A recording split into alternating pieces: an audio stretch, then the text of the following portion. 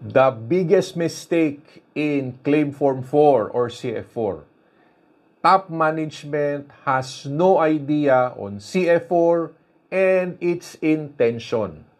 So does your hospital board, medical director, administrator, chief, or probably finance officer have no idea on CF4 and its intention? This is very serious. In my experience, hospital top management, okay, many of them has no idea on this. So because of this, many hospitals have no clear plans, no strategies on how to comply with CF4. Example, they randomly pick someone, a secretary of the doctor, an off-duty nursing aide, a clerk, or a resident doctor. So, they do this part-time. Okay? These people do it for additional income. So, top management do not train these people. If CF4 is a part-time task, then your payment is in part-time mode. Now, I have seen hospitals hire non-clinical personnel to do their CF4. So what do you expect from this? Now, they have problems in medical terms. They do not understand it. Utang na loob, they cannot even spell it. What is dyspnea? What is vertigo? What is MI? NSVD. Okay? So, since they cannot understand it, the entries are trial and error. It's trash. So your payment is trial and error also. Worst, okay? There is no plan, there is no training, there is no strategy, no monitoring. They put 3 people in the room, just encode and goodbye. Now, this is tragic. It does not make any sense. So, the hospital top management wants revenue. They hire unqualified people for the CF4 encoding. So, first, you need to understand the intention behind CF4. It is a prepayment auditing review. It's a tool.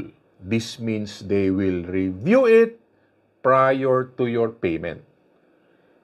So what is the intention of doing the review? PhilHealth would want to validate if quality services were given to their patients.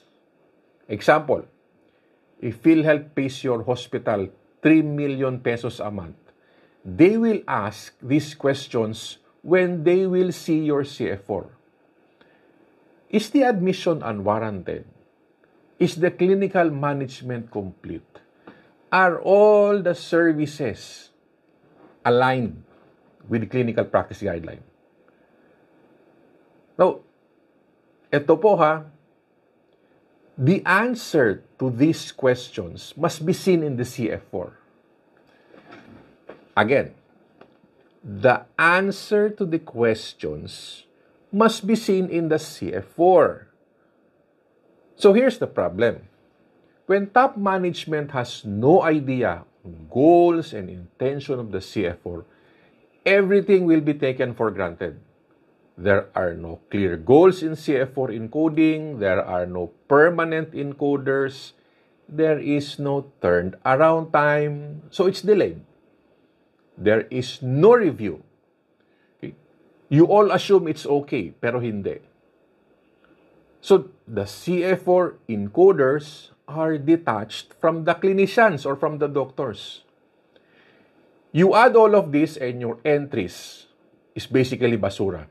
It's basura times 10. You will have denied claims. You will have RTH. And some of it will even go to PhilHealth Legal. Thus, there is no revenue. Now, PhilHealth has implemented CF4 since 2019. still there are hospitals who cannot make a good CF4. Now, I have seen this several times. How do you fix this?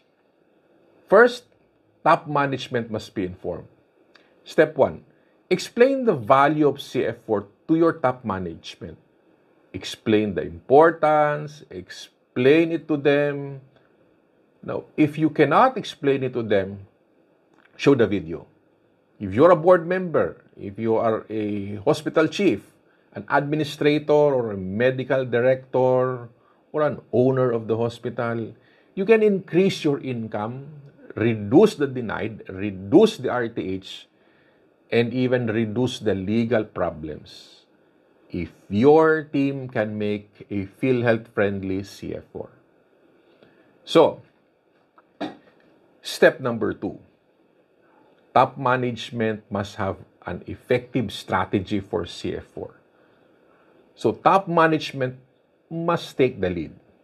Create a roadmap to success. If you're a doctor, a claims processor, if you are a CF4 encoder, CF4 roadmap is not your task. You do not have an authority to do it. So, if your top management is involved, and if you as a top management rather has no idea on it, so do step number 3. Step 3, ask for help. Okay?